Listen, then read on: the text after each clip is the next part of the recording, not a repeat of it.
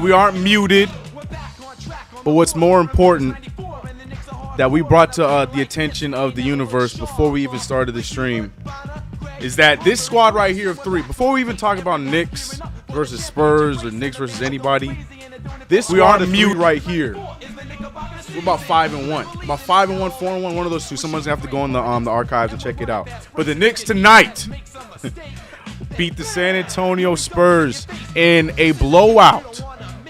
A blowout win, guys. Can you say that? Can you believe that? In this season, we're talking about the Knicks in a blowout win. 111-96. Led by none other than Mr. Broadway Barrett by most. The 9 guy by Miss Ashley Moss, who led the way tonight. A lot of good stuff from Emmanuel Quickley. You saw that young unit out there looking like they had to redeem themselves after those few games with the whole COVID protocol where people were missing games and we were looking a little sluggish. They looked like they redeemed themselves tonight. Evan Fournier looked like he started off good and he slowed down a little bit, but it didn't matter. It was just enough. A lot of good things to talk about, but more importantly, my favorite thing is that we won 4 straight at home after this W tonight against the San Antonio Spurs. I'm excited. We have a lot to get into tonight, but most importantly, it's a W. So I'm hyped up. Hope you guys are hyped up. Welcome to the channel, KnicksFanTV, with yours truly, CK2K, Ashley Moss, my man Alex in the building. Yeah, speak on it. We got a W tonight, guys. Let's speak on it. Listen, let Alex go first. He hasn't been here in a while. Speak on it, Alex.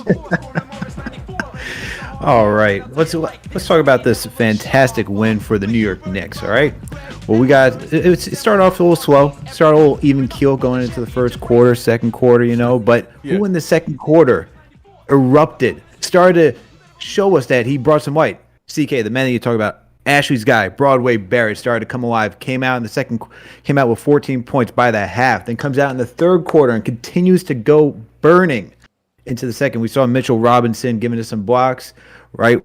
We saw Emmanuel Quickley doing a little bit of everything, whether it was playmaking, scoring, just everything that you want to see in a developing point guard. And then we just took it all away.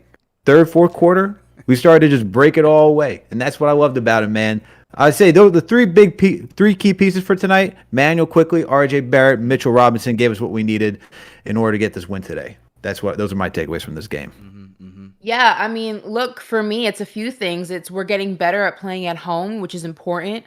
Obviously, the advantage of playing in front of your home crowd and on your own court is familiarity, and that's what we've been missing from this Knicks team, especially in the earlier first half of the season, but they weren't defending home court. And that's supposed to be where it's easiest to play, right? That's supposed to be the wins that you get the most from. You get the most wins on your own home court. So it's nice to see that the Knicks are starting to take advantage of home court advantage. I think also, obviously, RJ Barrett, 31 points from him. You love to see an RJ night. Each and every year, his development just continues. And I think that he's really starting to come into his own as a player. I think we're seeing more productive games from him in some capacity than the previous season and last season, but in previous season. And that's what you want from your young players. You want them to get consistently better each and every season. And look, I like this continuity basketball, because if you look, you have Mitchell Robinson, 13 points, Burks, 16, 48, 18, you have Quickley, 12. So I actually don't mind the fact that Julius Randle was not that productive today. He was still plus 16. I think when you can still go ahead and secure a win without your star player scoring double digits, that's a good sign. That means that you have a lot of talent on your team. That means that you have a lot of talent on your bench. It's just a matter of utilizing it in the right rotations, the right formations, and at the right times of the game. And I think that it's nice to see that Tibs is starting to play around with it a little bit more. I mean, yes, I know people are going to bash Julius Randle for not having a productive night, but you have to also look at the positives. Even without it, we still won. And I think that says a lot about this team. Yeah. No, I agree. And that's the thing. Like, to be real with you, I ain't as mad at Julius Randle tonight as a lot of you guys might be. And that's for a selfish reason, because if you guys do not know, this show is sponsored by PrizePicks, and Julius Randle was a part of my $200 winnings tonight. So I'm not as mad at Julius Randle as y'all. And it's not even in a hater way. It's not like I picked him in the under on points. I picked him on the over and rebounds, and he helped me out. So y'all could be mad about Julius Randle tonight. We got a W. Like Ash just mentioned, we had 31 out of our, 31 31 out of RJ Barrett. And everybody else showed the way they were supposed to show. So I'm good. But I know the chat's still gonna find something to be upset about. But yeah, KnicksFanTV, y'all. Yes, no CP tonight and on Wednesday, but he will be back in full effect this weekend. He's out of town. Let the man take a break in the beginning of the year, but we'll hold it down here. Like I mentioned earlier, Ashley Moss, myself, Mr. Alex. But yeah, Knicks win, man. And like you guys are both saying, the most important part, I feel like, stats and single player, statistics and all that stuff be damned. The biggest thing is winning at home. We're now 4 in a row. Started off with that Pistons W. Then it was the Christmas game in Atlanta, against Atlanta, Then the Boston game. All these games were big energy wins. I mean, Pistons, we could talk about a little bit. And then this one tonight in a blowout against the Spurs. But I want to talk a lot about RJ Barrett. I want to spend some time on RJ Barrett because it wasn't just one of those things where it's like RJ Barrett went out there and put up, a good point night. He was doing this, like a few good things here and there, but he still was really bad percentage-wise from the field, from three and field. No, he put up a real efficient shooting night. As far as his ball movement, I feel like, the playmaking ability that a lot of us really want to see more from RJ Barrett. You saw that at in a great deal tonight in some instances where we saw the end. I think it was the end of the third quarter where RJ Barrett had the ball. They gave it to him as the clock was winding down, and he drove to the rim. He could have gone up for something to hopefully draw a foul, but he decided to pass to Quentin Grimes for an open three, which led to being a better shot. And I think that's just how in control RJ Barrett looked tonight. And this is what at least I know you guys and myself and a lot of, the RJ Barrett stands like myself and Knicks fans in general that want to see this kid be great. This is what we want to see more of. Not just him shooting the ball from three, not just him pulling up mid. No, we want to see the total game that RJ Barrett, we know that he can do. We want to see that at a more consistent and efficient rate. And tonight was definitely that sample size. That fadeaway against Poto, who's one of the best, one of the better shot blockers in the league. Those kind of things that you're seeing up from RJ Barrett tonight was great. So, Ashley, like Alex was saying, I know you and me go back and forth on who's the bigger Broadway Barrett, 9God fan. But regardless, I know we're both happy. Let's speak on RJ Barrett tonight in that game. Like 3 for 4 from 3, made his free throws 4 for 5. That was a complaint all week. 12 for 20, all efficient stats. You go down the list. RJ Barrett taking control of this game when Julius Randle had a little bit of a stinker tonight. A lot of a stinker, but RJ Barrett did what he had to do. Speak on it. I mean, I know a lot of people are like, "Oh, you're gonna make excuses for Julius Randle." I'm not saying that you want your star player to score 2 points consistently. Let's make that very clear. But I think when you look at his numbers, plus 16, like I mentioned, also 12 rebounds. He was on the boards tonight. So yes, he wasn't efficient when it came to scoring, but he was efficient in getting those second chance opportunities for the Knicks. And look, I think whenever your star player is not having a hot night, but he's not a liability, that's something to not celebrate, but not be upset about lack of productivity. Because at the end of the day, on the other side of the spectrum, being able to pull out a win without your leading scorer, your main guy, putting up points is impressive. That means you have a lot more depth and a lot more talent than I think a lot of people give this team credit for. And I think more than we get to see because of how Tibs utilizes them in the rotations. So it's not about making excuses for Julius Randle and the lack of productivity tonight. It's about looking at it from a different perspective and saying, yeah, he didn't have a good night, but he also didn't hurt the team, and the team went ahead and was able to pull out a win without him. So I think that's an important thing to look at. But yeah, I mean, RJ Barrett, the thing about him is just, 60% from the field tonight. Like we said, 31 points, plus 11. Obviously, rebounds, he wasn't really on the boards like that. Assists 4, so it wasn't like he was out there dishing and moving, but just efficient, just fearless. I love when he takes control of games. I love when the game kind of unfolds and allows him to be in that main role, allows him to go ahead and prosper. 80% from the free throw line. I mean, I love seeing these numbers from RJ for a multitude of reasons. One, it just means that he's consistently getting better. But I also like to see it because one day RJ is going to be one of the main pieces of this team. I 100% believe it. I think he's here for the long term. And you like to see these numbers from somebody who's going to be a monumental part of this offense, of this team for seasons to come. Julius Randle's not going to be here forever. RJ Barrett's going to be here for a long time. And you like to see this kind of development each and every season from that guy. And he just gets better and better every year. So I love it. I don't know about how light-skinned CP's feeling about it, but that's how I feel about it. I like what I'm seeing from RJ the last couple of games. The last 6 games, the one thing that he's been doing really well that's been helping him become the scorer that we see in him is that he's been attacking the rack a lot better. Okay, over the last 6 games, he's averaging 15.8 drives per game. That's an uptick from what he was at the beginning of the season, which was around 8.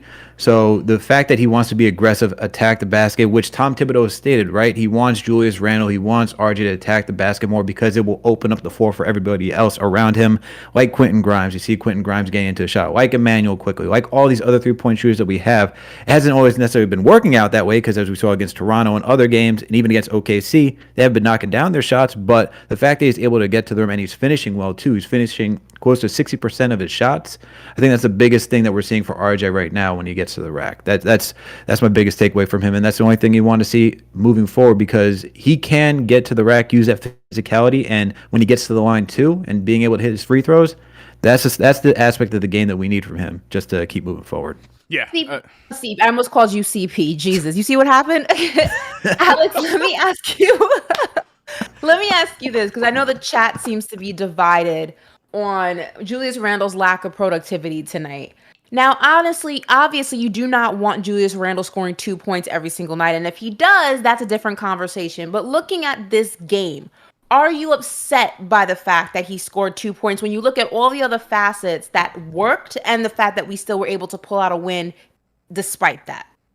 I'm not upset that he had 2 points, but I am concerned after the last 2 games where he hasn't necessarily been putting up numbers that we want to see, and this has been an up and down season for him. I do want to see him turn it around. You don't want to see the guy that is by default our number one option struggle because this team is only going to go as far as he is productive. So it doesn't matter in this case because the Spurs aren't a good team. They're a struggling team. We're able to take advantage of them. We had a lot of other guys step up as well, like Evan Fournier, Mitchell Robinson, and Emmanuel Quickley as well. But I'm not upset about it because we got the win. Now, if we didn't get the win, it's a different story because the reality is that we do have to have an expectation and he does have to come and perform. If it was like a one-off basis, sure, but 2 back-to-back games, I'm a little concerned. I'm not going to lie. For me, I'm not concerned about this game. Now, if this is something that continues, we got to have a conversation. But in terms of this game, this singular game, I mean, it's not great. It doesn't look great. It kind of looks like, again, it's a roller coaster ride with him. One day or one game, it's like, oh, Julius Randle is back. And then the next game, it's like, okay, I guess he's not back. And then the next game, he's back. And then it's like, okay, I guess he's not back. But I'm just saying in this singular game, I'm not overly upset just because of everything that unfolded and was able to rise above all the things that he was not able to do tonight. And again, on the boards, he was efficient. So I know the chat's upset at the fact that he only scored 2 points tonight, but I don't know. I'm not like in the corner, like, oh my God, like rocking back and forth. It's not something that I really think should be the focus of tonight after a win like this, but that's how I feel. I don't know. Yeah, it's definitely not the focus for me. I think my only concern to what you guys both added is just the whole deal that was made about the whole thumbs down and the comments to the crowd and stuff like that and how hyped up he was in that game. And then the following 2 games, especially this game being a home game, he didn't really follow it up the best way after, sharing all that energy. To only have then 2 points in your very first home game since then, that is concerning. Like you said, we won, and it had a lot to do with, RJ and the other guys. So I'm not looking at this. I know a lot of chat are going to find any reason to point a finger at Julius Randle. That's their prerogative. I get that. But it is worrisome that we're going to have these conversations. We're going to talk about you, feeling the type of way against a lot of the Knicks fans, some of us, and this, that, and the third. You got all that kind of energy, and then you put up only 2 points in your very first home game since then. That's something I'm looking at a little bit. Yeah. Because do you need that? Do you need us to boo you before every single game for you to play well? I don't like that. I'm not a crazy fan about that. I feel like you should have that. You should want to play well so we can win. I feel like that should be the mindset. You shouldn't need us. You shouldn't need someone to be mad at, or you shouldn't need to read a comment or something like that to then play a certain way. So after you did that and not the ending of that game, and then now this first home game where literally that's all Mike Breen was talking about, all Clyde was talking about before this game started. started. Like, how is he gonna play? They showed the starting lineup just to see what the fans' reaction would be when he walked out there. Were they gonna boo? Were they gonna chant? Everyone still cheered him on regardless. So I wonder if that was like, oh, they're cool with me again.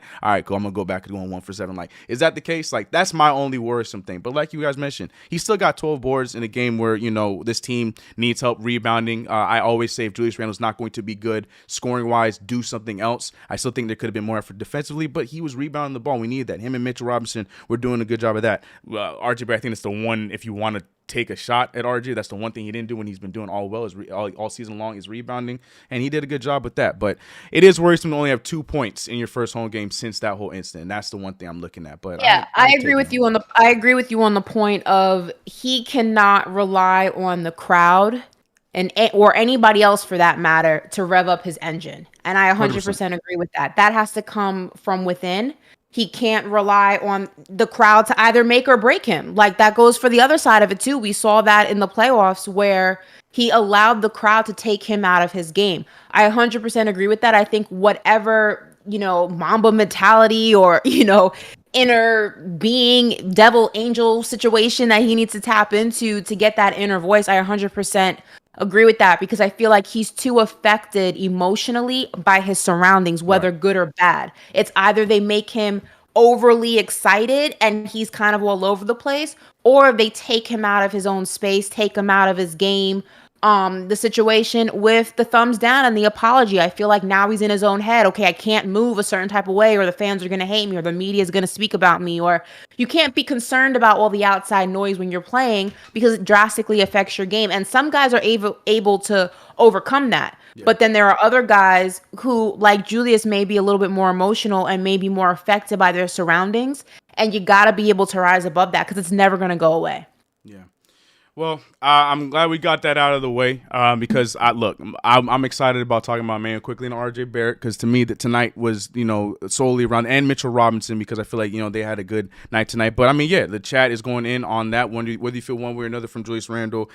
Look, plus 16, yes, 2 points. I want more. We all want more, but we got to look at what was good in this win, and we talked about RJ Barrett. RJ. Yes, and outside of just my man RJ Barrett, we got to talk about Emmanuel Quickley, because Emmanuel Quickley for, I want to say, it got to be about 3 weeks now, maybe 2.5, 3 weeks. Emmanuel Quickley just turned a corner and has been playing tremendous. I mean, the scoring has been around like the 16s and stuff like that, 18, whatever the case may be. But the point of the matter is what he's doing to impact this game, what he's doing to impact the team has been tremendous. The defense, all of a sudden, this dude is a glove out there on defense. Doesn't matter the height of the player, doesn't matter who it is, whether it's his man, someone else's man, helping. IQ's been on that. He's been a ball hawk, getting a lot of those, in 2K terms, interceptor steals, where he's, you know, stealing the ball before it gets over the player, those kind of things. And on top of that, the playmaking. I know a lot of people are worried about him being that number one guard, and that's still the conversation. Where is he a Lou Will? Is he a Damian Lillard? Not saying he's those guys, but like which kind of guy is he? That starting guy, or that Lou Will and Quicklly? I see a Lou Will in him. Right. But some people just think that that's his max. The people don't think that he can be a starting point guard for this team. Can he do that? Is he the best option? Then I think that's the conversation going on.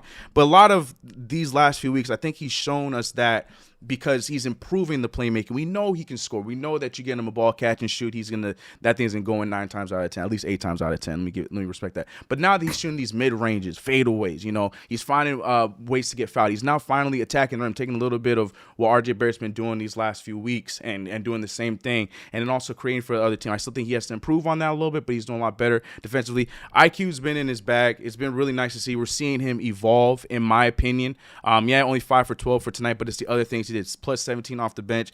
Big energy spark off the bench for us tonight. I feel like he played a lot of big minutes. That's my opinion. Outside of RJ Barrett and Mitchell Robinson, I'm looking at IQ. But what do you guys think about Emmanuel Quickley, especially tonight, but this the past few weeks? How you guys feel about Emmanuel Quickley?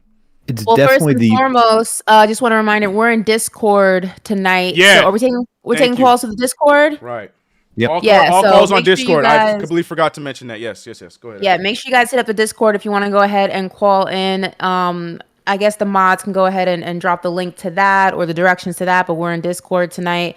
Also, CK will get to the super chat, so everyone simmer on down. I got homie. Look, the shout out to all the mods. We got them all locked in, so we will make sure every super chat will be read. We just want to get through all this stuff, and we can get to the fun stuff. I got y'all. We gotta get through all the housekeeping. We gotta get through all the housekeeping. But yeah, listen, for me, when it comes to Quickley, and then Alex, go ahead and jump in. I feel like, for me personally, I'm just happy to see that Tibs is starting to develop a trust with him. I think that we were concerned last season because we kind of saw the potential of Emmanuel Quickley, but I feel like Tibs didn't, or he wasn't ready to go ahead and trust in it yet. Maybe he didn't see enough productivity from Quickley at the speed that he wanted to, or maybe he just, again, has that love affair with the vets and the guys who kind of have been in it. So I'm just really excited to see that he's starting to trust Quickley with more responsibility. And on the other side of that, I'm happy to see that Quickley just continues to rise to the occasion, which just helps the relationship with Tibs. And I think that's because of that, we get to see him in more situations where he gets to be a leader, where he gets to go ahead and be on the floor. He gets more minutes. I'm just excited to see what that trajectory and that development for him is going to look like as the weeks progress, for sure. Yeah, I love what I'm seeing from Emmanuel Quickley this season. And you saw that Tibs is showing that trust even during summer league when he was coaching him after games and just giving him pointers on the coach, on the court. I mean, and just going into the season, like I get the hesitation wanting to put him in the starting unit because you want guys coming off the bench, but we need, like, the Alec Burks thing. I'm not feeling it. Depending on the night. Look, I know that CP's guy. I know people out there calling Alec Burks Michael Jordan on some nights, especially in the fourth quarter. He ain't the point guard, man. And even I wrote about it, thinking that it could open up stuff because he's an off-ball guy. And you want the offense to run through Randle and Barrett, mostly Randle though. You got to put it in Emmanuel Quickley's hands. From what we're seeing right now, how he's playmaking, he got 6 assists tonight, and obviously it's more than that. You know, you got to think about how he's just passing the ball around, looking for open shooters. The one thing I do want to say about Emmanuel Quickley is I do want to see him attack the paint a little bit more. I know he likes to like hover around, go east to west. He has to be able to attack the rack a little bit more and really have the defense collapse on him a little bit to create more of that separation on the arc, so that way guys can get open looks on the three. But hey, he's finding guys when he goes in for lobs. He's finding guys in. He's finding open shooters on the perimeter. That's the stuff that we want to see from him. And the mid-range is the real thing that I love. The fact that he's able to pull out a mid-range now instead of just a floater from like 18 feet out or just a three, that is the best thing I could see for Emmanuel Quickley, and that is what I love, because last season, I talked about this offseason, 15 mid-range attempts from last season. Out of 72 games, he only took 15 mid-range attempts last season. I haven't checked on it this season, but it's definitely a lot more at this point. It's probably around probably more than 15. I can go check as someone else is speaking. But look, the fact that we're even seeing it, and it looks like a natural jump shot too. That's the best part, because if you can develop a three level game, the sky's the limit for this kid. So I love everything about it. The trajectory is looking like he's going that way. You know what I mean? Like, even if it is, and that's the best part of development. Like, these things, you don't see them right away, but you're seeing that it is going in that direction, because those kind of things that everyone was talking in the offseason that they want to see him improve on, you're seeing the improvement. So lo and behold, that might be, end of the year, next year, a number one thing. You see this guy cutting to the rim and him utilizing his, number one in the league field goal percentage. You see him getting to the line a lot more frequently and those kind of things. And not even that, just going, like you were mentioning, getting to the rim, drawing the attention, and then kicking out, because you always got Grimes, you got RG, you got one of those guys that can be spot ups and get those threes in. So yeah, I definitely feel like he's going in the right direction to improve his game. Like I've been saying, he's evolving right before our eyes to see him turning into that point guard. How about Grimes with those 6 assists too, huh? Come on now. Come on, man. Quentin Grimes. I could talk about him all day. Come on. We can talk about the points, but the defense, this kid, I'm telling you, man. I want start Grimes.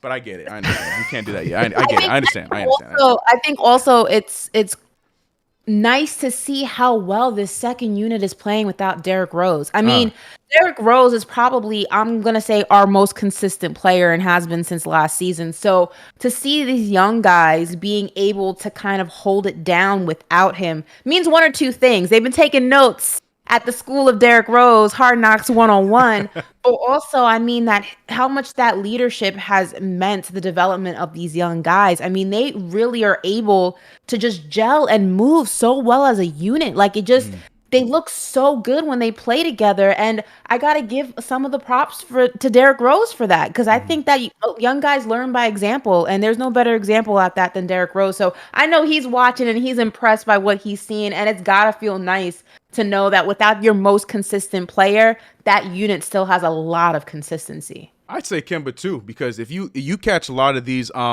camera cuts to the bench, you see him looking like that dad at the AAU game that's just so proud, or not even the dad. I'll say the uncle, because the dads always be in the corner, like they proud of their son, but they ain't gonna let it show. But the uncle that's coming to see their nephew play, like they're like, all right, boy, yeah, that's my boy. Like it's looking like you see Kemba Walker doing that a lot. Emmanuel Quickley getting some of those nice threes, getting to the line. Like you see Kemba Walker standing up, showing the hand. Same thing with RJ Barrett, like looking like a proud uncle out there. So yeah, I think it has a lot to do with those veteran guards, and like you mentioned, Derrick Rose and Kemba Walker for sure. Yeah, definitely. I mean, I feel like, again, and you know what? Shout out to Kemba too, because one thing I love about Kemba, and one thing you can never say about Kemba, is that he ever has his bad body language. You know what I mean? Even when he's not in the mix, he's in the mix. And what I mean by that is he's in the mix in the ways that it counts when you're not on the court. And that's being a support system. That's being a teammate.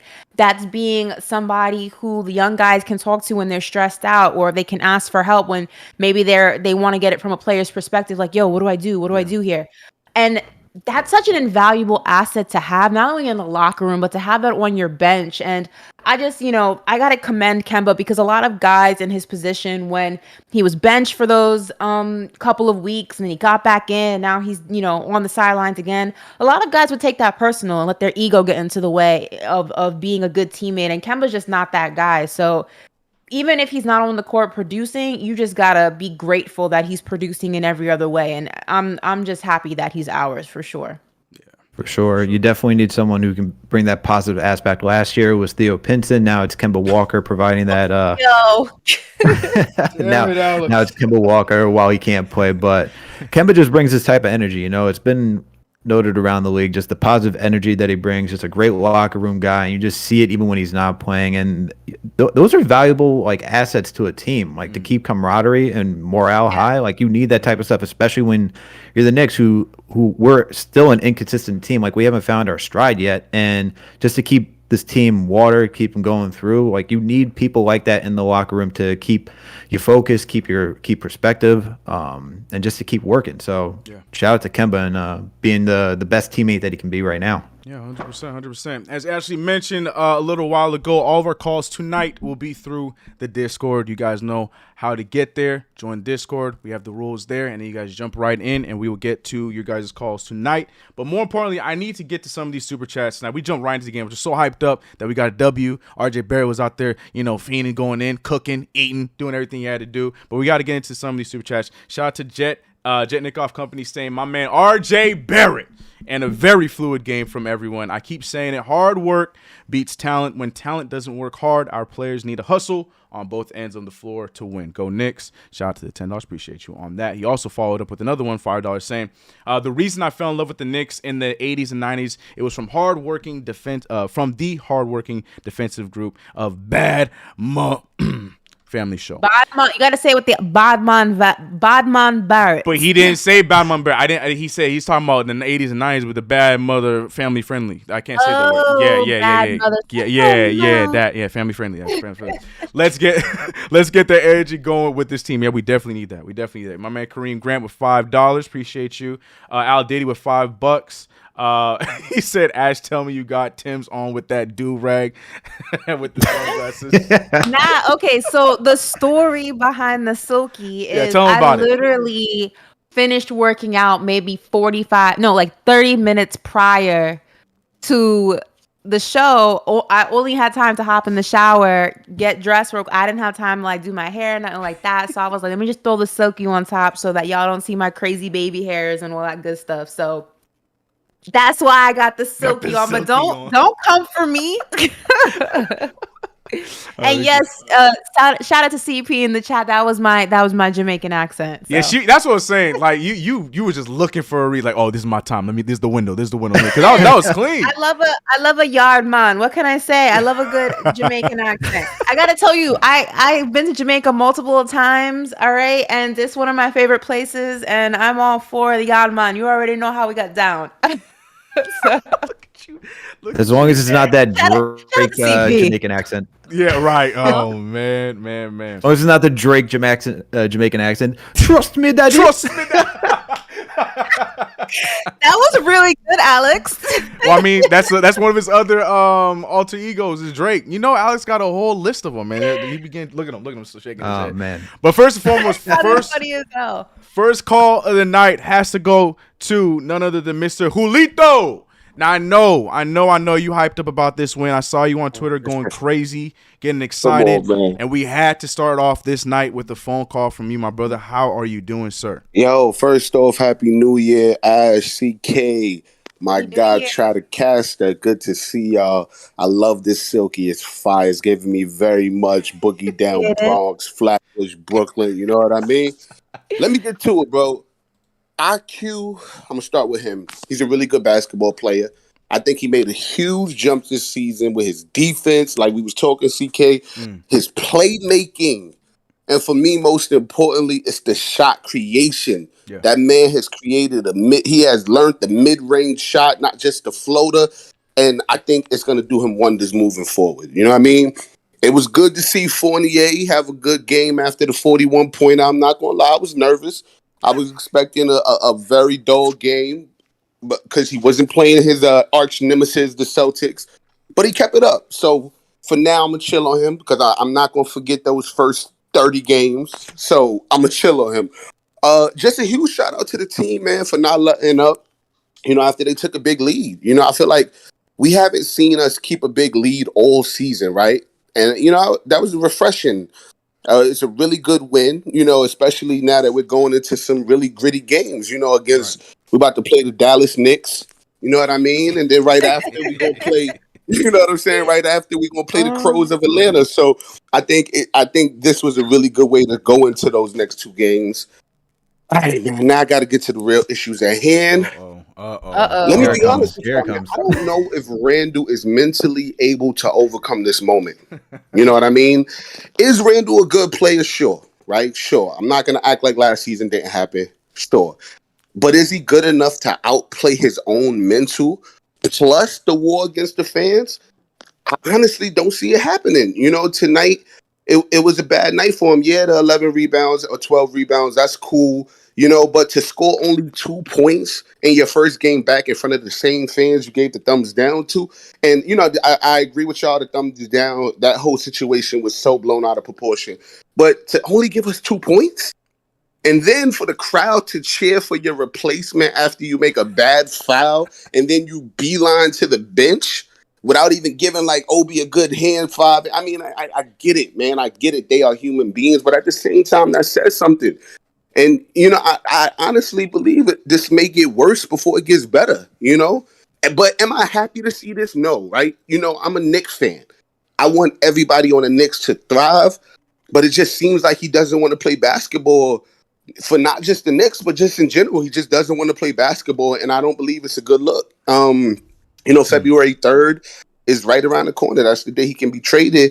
And I wouldn't be surprised if the front office is taking calls. That's what I'll say. Ooh, I want Jeremy. You think that there's calls that they're listening? You think they're listening? Yeah, that they're listening to calls. Excuse me. Right. Like, I wouldn't be surprised, but I want Jeremy here, yo. I'm going to be honest. Is he a guy that I think is better than Julius Randle? Who knows?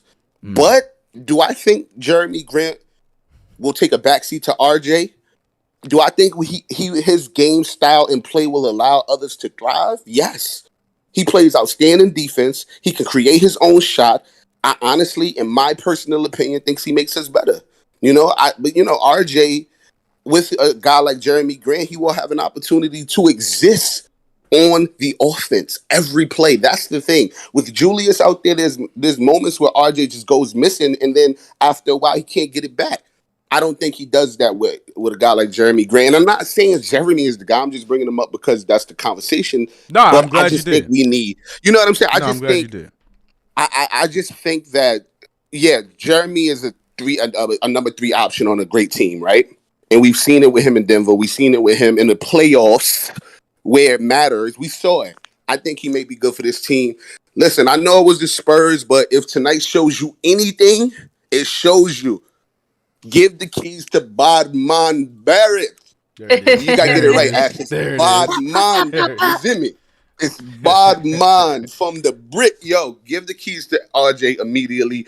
Yeah, it was the Spurs, but we can't not talk about the fact that Jacob Poeltl is an amazing shot blocker. He's an amazing defender, and RJ took it to him it felt like every play after a while. He took it to him. He also took it to Miles Turner in Indiana.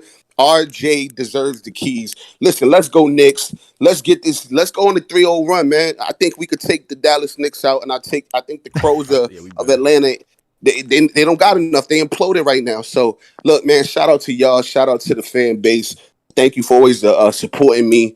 And I don't know if y'all know, I got this Alec Burke jersey over here. I'm thinking about what I want to do with it. Right? Do I want to hang it up, or maybe at the end of the season, if I'm feeling good, I may throw it in the.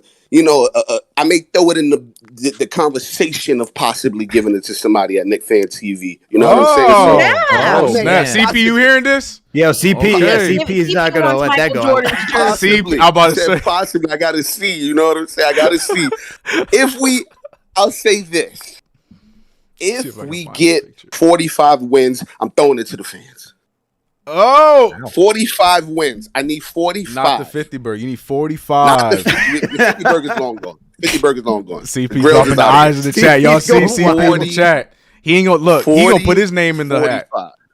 45 wins. Mark my word. I'm putting it out there to the fans. Yo, shout out to y'all. Always love. I'll talk to y'all Appreciate soon. you, bro. Look, CP Have a good one, dropping Julito. the eye emojis like, yup. Give it. He's dropping the running emojis, the eye emojis. He's after it. Oh, Yo, man.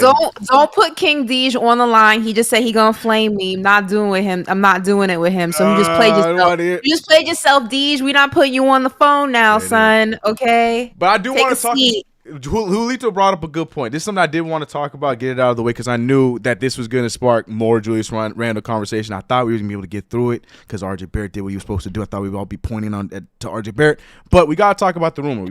This morning, we all woke up to the rumor that the New York Knicks are interested and were showing some interest in making a move for the name that Julito mentioned in Jeremy Grant of the Detroit Pistons, and then not to the same degree, but we're also hearing a little bit on us looking at the Miles Turner deal. Now, I'm not going to go into any detail or anything else like that. I strictly want to hear what you guys think. Alex, I'm going to start with you, bro. Do you think two-part question. This goes to you too, Ash.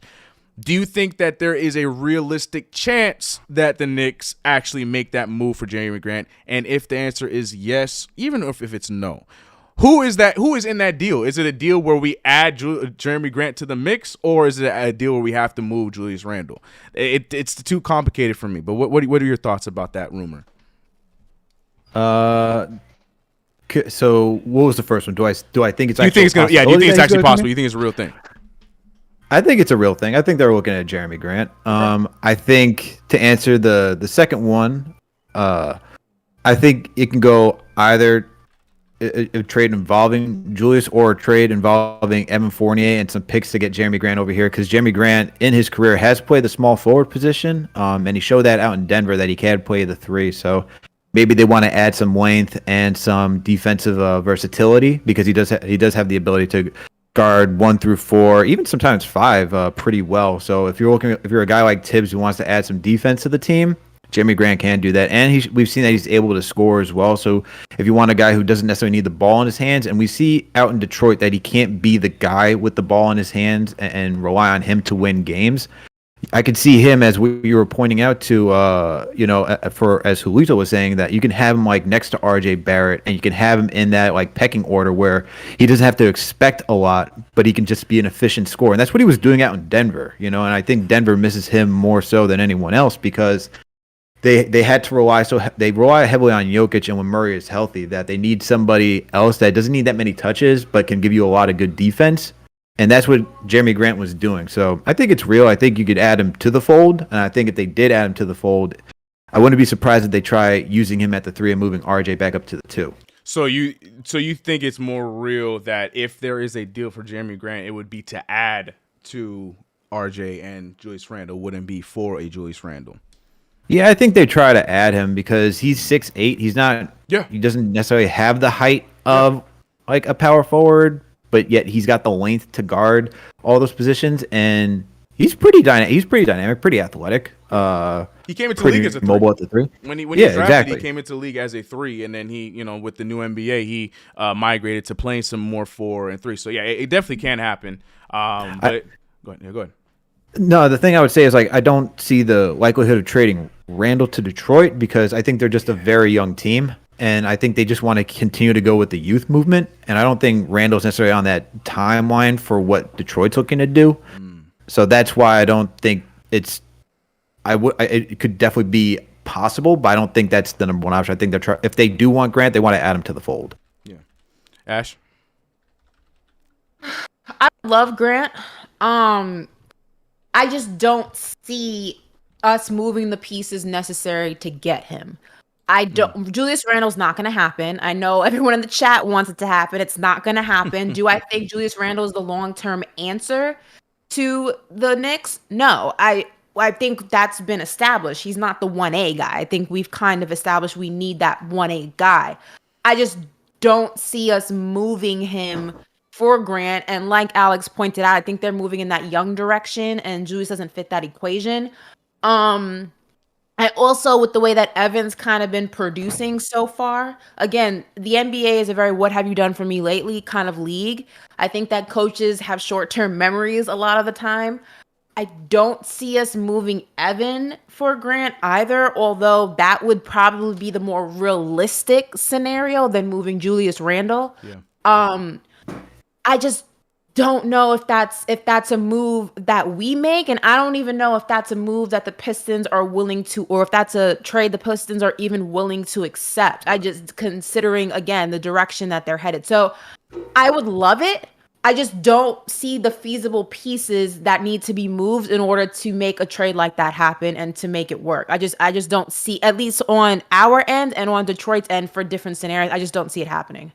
Yeah, so, I'm with you both on that. That's my thing. Like, it's cool. It's a good rumor. I would like that. Alex brings up the point that I was, lightly talking to some people on Twitter about. Is I do think that there is a world where he can play that 3. I know he's played a lot more 4 more recently, so that people are only remembering what he's done this last season and towards the end of his time in Denver. But I really think he could play that 3 for us. It's just, I feel like that he's going to be an expensive deal. And is he that guy that if we are going to flip some of these younger guys, it's going to be an Obi Toppin in the deal? You know what I mean? Is he that guy that we make that kind of a trade for? Or is it Jeremy Grant? Is he the kind of guy that you bring in there and that really turns the needle? We're still trying to figure out if RJ Barrett and Julius Randle can work on a consistent basis. Now, if you add Jeremy Grant to that mix, you think that can work at a consistent basis. So to me, I'm just, I can't come with the for sure yeah man, do that move, because in 2K that's great, but I don't know if in real life do the 3 of them really work out together. And like I said, is that the move I want to move like an Obi Toppin or some of these other guys for? I don't know if that's I think also the thing to be careful with is you only get to move your players once, right? It's not like there's no take backs. There's no oops, I didn't want to do that, let me redo it. So I think you really have to think, is this the move that you want to make with the pieces that you have to make it with? Because if you do it, you can't undo it. I personally, as much as Grant can shoot, and I think that he has a lot of other things about him that would be useful, I don't know if I want to give up my pieces like Evan Fournier and X, Y, and Z for him. If I'm going to go ahead and make that move, I don't know. I kind of want to shoot for the stars. You know what I mean? So it's one of those tricky situations because it's an immediate fix to some of the problems. But when you think long term, do you want to go ahead and kind of use your trump cards on something that it may not be as beneficial for you long term? I don't know. I mean, if they would take Fournier in a second round, I might look into that. But that's neither here nor there. Go ahead, Alex. Go ahead. No, I was saying is that I think you need Evan Fournier's contract to make it work. Unless you're just packaging a lot of young guys. That's why I think he would have to be in that deal if you're going to do Jeremy Grant, because Jeremy's getting 20 annually, and then you got Evan with 17, 18. You could throw an Obi Toppin and the deal would still work. The question is, do we get multiple first rounds back if we do that type of deal with Jeremy, or is that the actual value of Jeremy Grant that the Pistons see? If that's the case, No, I would not want to do that deal just for Jeremy Grant. I'd rather go get a bona fide wing than just try to plop Jeremy Grant in at the wing. Right. But if they're trying to move him at like a discount, which that may be the option, or they're looking for more picks just to keep building or more young players, then I could see it going that way. But I think the Pistons will want young guys from us. Yeah, like the more I think about it. But Evan Fournier would have to be that contract thrown in there to make it even it out. I don't even want to think about Obi Toppin in a Pistons jersey with Cade Cunningham as well. I don't even want to think about that. So that'd be wild. I don't want to think about it, Alex. I don't want to think about it. But anyways, yeah. So let me know y'all thoughts. I'm looking at you guys. I know people are also saying, "Oh, there's nobody out there," but that's not yet. There's nobody out there yet. You got to change that sentence around. It's not that immediately. Yes, immediately there's nobody out there. Yeah. But there's a yet that you got to add into that sentence, and you got to make sure you have the pieces to make those moves when that opportunity does happen, because you're only going to be able to do it once. So I get it, but this is a game of patience sometimes. And if you want the big name, if you want to make that major move that's really going to take your team to the next level, sometimes you got to be patient, as annoying as it can be. Yeah. No, I do agree with that. I do agree with. Russell Reed, thanks for the $5. He said, "Badman Barrett showed off for the." Was that your accent? I did that for you. What was that? He said showed off the. I don't even. Oh, is that how you spell repertoire? REPERTOIRE. I just learned something today. I did not know that's how. Okay. What's the education system like in LA? What's those public schools is like? That look? Okay, yeah. All right, I'll take that one. Yeah, I didn't know how you spell repertoire. I was reading them like repertoire. Oh, that's repertoire. All right. CK. Some things don't need to be said out loud, all right, bro? No, it's fine. That's all right. No, I'll take that L. Anyways, he said 3-level scoring and showed off something he developed last year, 4 for 5 from the charity stripe. Yeah, that's huge, and that's what we were talking about. He's getting to the free throw line, but are you making them? And I feel like in today's game, we saw that turn around, especially that and the 3-point line. Chuck D, shout out to Chuck D for the $20.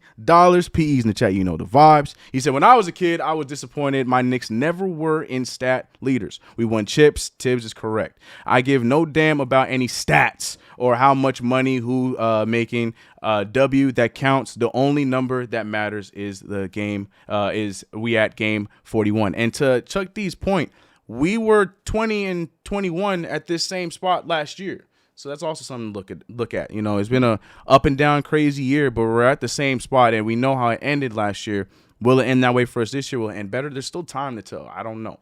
But I agree with you on that. You're right. Stats can only mean so much. We could have guys aren't even in the leaderboards and still be a playoff team. We've seen that in the past.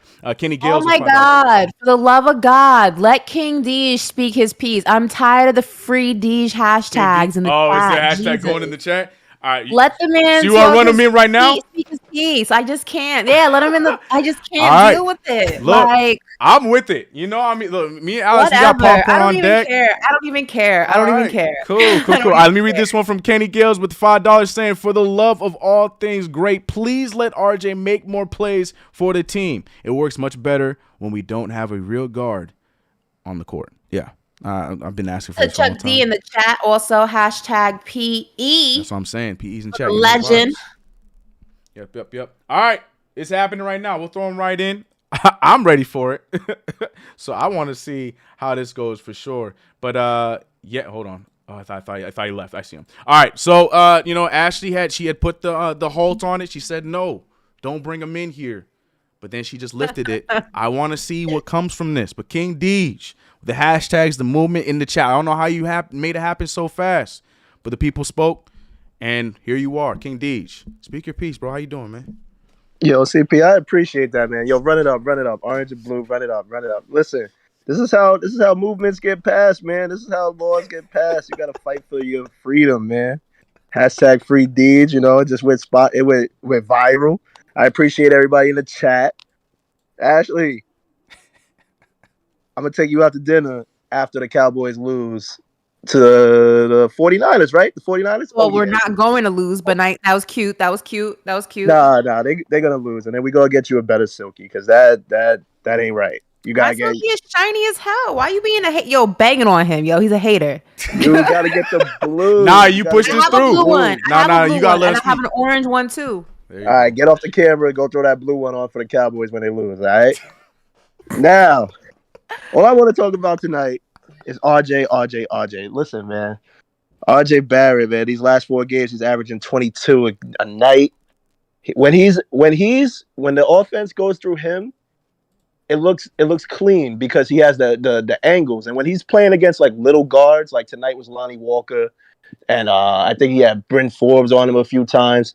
He just takes advantage of little guards, so he just has to take advantage of that. I like that. Now, I ain't gonna talk about Randle. I'm not doing that. Tonight is an RJ night. I'm not talking about Randle. Randle gets no love from me whatsoever. Just play better. The end. All right. Thank you. These trades that came out today, before everybody bombs on me, y'all know where I stand with the Turner thing, but there was a lot of people talking to me in community chats about you don't got to give up Mitch to get Turner. And then I looked at the numbers, and they're right. You don't got to give up Mitch to get Turner. So here's the question that I got to drop in the chat, and I just want everybody to write yes or no. If you in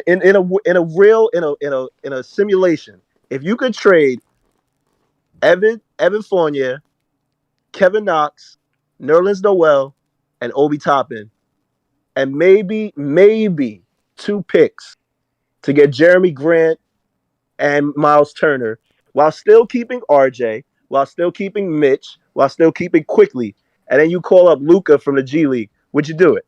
I just want everybody in the chat to say yes or no, and then obviously you 3, yes or no, would you do it? Because I would. That's a little. I would. You would do that? I would do that because you know why? It puts RJ back at his natural position from last year. And when I say that, I mean like Reggie was obviously the shooting guard, quote unquote, but he wasn't guarding shooting guards. That was RJ. RJ was guarding usually the second best perimeter player, allowing him to breathe on offense and get more into a rhythm. Rhythm is all about consistency. Being a young player in the league, you're not consistent. So the more energy that you spend on defense, the more inconsistent you're gonna get. I just feel like, and it's weird. I'm not trying to, you know where I stand. I don't want to get rid of Obi.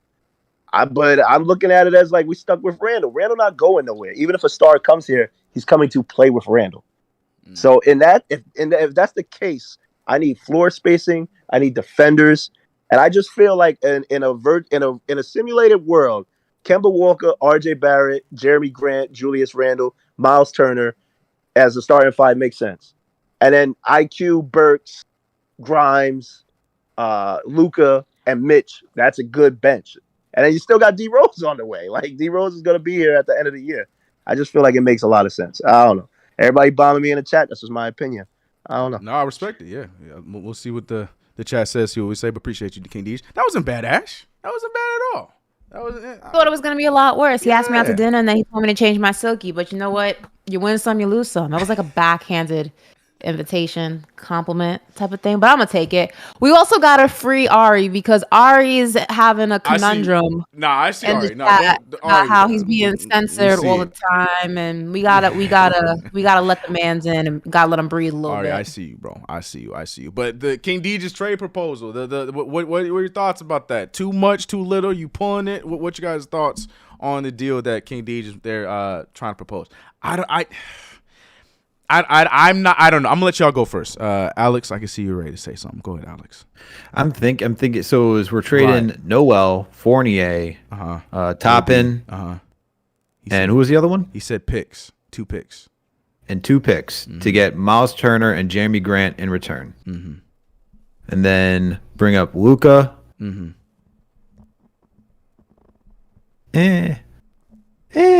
I'm not really too. So the lineup would be Kemba, RJ, Jeremy, Randle, Turner. Yeah. Turner with Mitch, Quick, Burks, Grimes, and and Luka coming off the bench. But see, the thing is, like, I don't even. Let's be real. Is Luka coming off the bench? Tibs gonna find a way to put Taj at the 4. Like, let's be real. let's be real about this. But yeah, continue. My thing is, like, I don't know how ready Luka is to come to the, like, just because guys are dominating in the G League, like we've seen there will be decent role players, like he could be a decent role player at the 4. I don't know, I'm a little hesitant to make that type of deal. Like I'm in for Turner. Like I don't mind getting Turner, although we see how, RJ Barrett was able to expose him in the paint really and show that he's not really a shot blocker or even a strong rebounder. But I do like Turner. See, I like those players. You're making marginal upgrades, and then I think the thing is like, what's the next move after that? I'm gonna say no because I don't know what the next move after that is, and I need to know what the next move after that is because if the goal is to get a star, I'd rather develop. I know Obi's not getting a lot of time, but I'd rather develop Obi and then package him in a better deal to get someone else. Like if I want to get Jeremy Grant, I really don't want like Randle to be on this team then because I want him to fill that role and just get a bona fide wing. I don't want Grant to be my bona fide wing. As much as I like Jeremy Grant, I think he's a better role player than someone I want as my bona fide. And you need bona fide wings. I can't look at Jeremy Grant like taking on Tatum and Brown on a nightly basis or even Kevin Durant. That's a lot to ask from Jeremy Grant. I just don't know how I feel about the three of them in the lineup together. I just like defensively, I think that could be great. I just feel like we will have problems on offense, and I stick to my point. I just don't know if that is the deal that I want for Obi Toppin. I'm with you on that as well. Like I see what King Deej is going for. Like I defensively would be crazy. Turner can stretch the floor for us. He's not a guy that, I mean, he's talking like he wants to be, but he's not a guy that's, going to go out there and demand to have his points every single night. You know what I mean? But he can stretch the floor for us. That could be valuable for us. But man, I just don't know if that's the move that I include Obi Toppin. Now I know what he was doing by saying Evan Fournier's name first, because then he was like, "Oh, you think I was gonna be like, yeah, that's the one. Let's do it." Then not caring who else he said after that. But yeah, I just don't know. I'm with you on that one. But Ashley, you heard the deal. Are you pulling the trigger on that, or you think that is too much? Nah, it's too many assets. And then when you think of Grant, I always look at, a starting five and, ask this question is when you look at a starting five that you want to win a championship, what do those players look like? And Grant, to me, is not a player that would be on that roster. So to give up a lot of assets for him doesn't really make sense to me. Now, if you're saying to give up a lot of assets for somebody who I think that the implementation, is that a word? To implement him, to say it like that, into what we already have going on would be the difference between a playoff team and a championship team, then yeah, you make that move. But I don't think you make that move for somebody like Grant. Now, if you can get him for cheap, that's a different conversation. If you can get him without having to move some pieces, moving the pieces around that one you want to keep within the team, and two, the ones that you want to hold in your back pocket for when you can get that major player, then sure, do it. But if you can't, then I don't make that move. That's just how I feel. Yeah. But no, King Deej, honestly, I don't think it's as bad of a move as some people are getting. I don't know if I'm pulling the trigger on that one. I'm with you guys on that. But chat, y'all can continue to talk about that. But we had a game tonight where we won. I want to hear about that. RJ Barrett led the way. Let's hear about that. I'm going to go to the phones. Ari, I see you, bro. Just hold tight. I got you, man. I got you. I see you. Before having a connection over there. He's having a hard time. He is bugged. I see you, bro. I see you. Trust me. I see you, my guy. But first, we're going to go over to E-Crossover. Knicks won tonight against the San Antonio Spurs. How you feeling? Let us hear it. Let's have it. Please. No more crazy trade rumors, all right? What's up, E-Crossover? How you doing, bro? Hey, what's going on, guys? How y'all doing? Yeah, just talking about the game. Everything was going really well without Randle on the floor. I gotta admit, though, I gotta give Randle some credit. Just to say I'm gonna take a step back. I'm gonna let everybody shine. The offense runs way better with RJ running the ball right now. Eventually, Emmanuel Quickley, I think he's gonna eventually take over that spot. The way he's been shooting, the way he's been taking care of the ball, make sure he doesn't turn it over and everything like that. I remember the earlier years. He was a little sporadic, trying to find his lane with the point guard situation because he always came off the bench. But overall, it was a really good game. I know everybody wants to talk about the trade rumors about Jeremy Grant or these other people. The main thing that I noticed in the game that was pretty eye-opening was how Obi was reacting or how Tibs was taking him out the game. Randle was having a bad night, and they're beating him by what, 20? Why are you putting Randle in still? Let Obi get those minutes, and honestly, he needs to instill some confidence into Obi and say, "Yo, Show me your game. Show me what you can really do so I can give you at least more. Because it seems like it doesn't matter what he does, he won't give him as much minutes because he thinks that Randle is a better ball handler. He can get a shot better than Obi. And Obi's just a one-dimensional player in his eyes because he thinks, oh, you're just a fast break guy. And honestly, once you're in a half-court situation, it's either the point guard will give you the ball and you stay in the corner. I think Obi needs to assert himself more. I think he can just show more emotion. But to me, honestly, I think Tibs doesn't want to run with Obi. I don't think he's a Tibs guy. And for me being an Obi fan, I say trade him for somebody valuable that can be into this Tibs situation because he's going to be here for, 3 more years in his contract? Mm-hmm. Tibs, like 5-year contract. I say give Obi the shot somewhere else, see if he flourishes, and then we could look at Tibs and say, you see, you're hindering the talent that you have by limiting the minutes because you want to let a star player that's playing he's been playing like trash all season. He hasn't really had consistent games back to back. And honestly, that's pretty much it, man. Free Obi, man. Let him go. But put him in a good package deal so that we can have some valuable assets. And then we'll see how we go from there. Have a great night, all right? Appreciate it, Gross. Appreciate you. Oh, Cynthia wants all the smoke. She said flat out, get rid of Tibs. That's. Oh, it's happening. It's starting. It's starting. The fire Tibs. So, what do you guys think about the whole, if you love him, let him go kind of situation with Obi Toppin? I've been seeing that a lot more on Twitter. People just wanting him to go so he can go and flourish somewhere else. I will riot. What's your thoughts on that? I will riot if something happens to Obi. I will riot, but that's a conversation. I'm not even gonna speak that into existence. But it's just rough because I agree with the caller. With Obi should have gotten more minutes tonight. He got garbage time, but 10 minutes, man. Up to that point, we need more than that, man. The dude gives you energy. The dude's ready to rebound. And for a night like tonight, where you see your top guy isn't having it. Sure, he was getting your rebounds, giving you some defense, but Obi can give you rebounds. Yeah. Obi can keep moving around, and he can leak out. See if he can give you some offense. Sure, the offense was fine tonight, but still, give him some run. What's in a game like this where it's a blowout at that point in the fourth quarter? There was no need for him to pull out Obi to put Randle back in. Just leave him out there. Let him go to town and just run up and down the court, and IQ or whoever, even Burks, will go find him out for a week out and just get him going. Just help him build that confidence. He hasn't been doing well this game, and we see how important Derrick Rose or Kemba Walker is to him to really flourish. He needs a point guard. But in a night like tonight, where you're why not? Give him some post up. Let him get some reps. It's all it's about, just getting some reps. And in games like this, that's where you need to get him some reps. Yeah, that's my thing. And call whatever you want to call it, but Julius Randle didn't need to play 34 minutes tonight. Point blank period. I understand the rebounds and stuff like that, but I feel like we were such a groove, we would have been okay.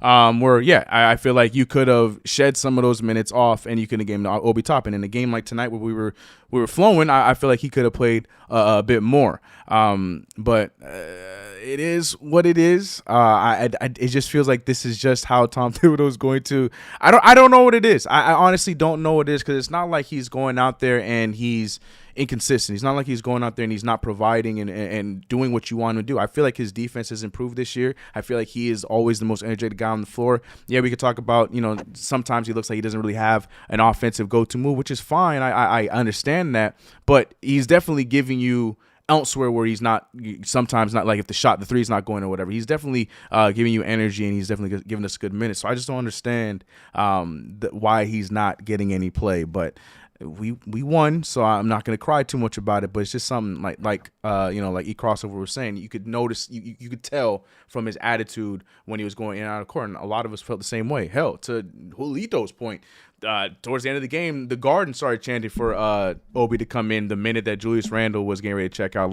That's kind of crazy stuff, and I feel like that's building a whole other argument, whole other conversation right there if we're not careful. But we'll see. Maybe the right route is to just let him fly away and go and play with Kate Cunningham or somewhere else. Maybe that might be the best thing to do. It's not. No, it's but not. The right move is, let's get Ari on the line before he flips a script and just loses blows a gasket or whatever the All hell. right, we'll go to Ari, and then we got to talk about this prize picks. We got to talk about prize because we need you guys to jump on the prize pick before this season ends because it is a lot of fun. And people who've been joining on, I keep getting the messages of people talking about, yo, man, this thing's crazy. Who you picking now? Who you da-da-da-da-da? And I'm still seeing some of y'all, too, getting really upset with me, like, how you going to win $400 and let us know who you pick? So I'm going to talk to you guys about that because it was a good night. But before we do that, I did see it too. I saw what you saw, Ash. My man Ari, he's struggling in the chat right now. He's looking like he's free Ari hashtag. Yeah, now, so. Ari. He feels like he can't make it. He's not sure how long he can go, but he really, really has some that needs to say. So Ari,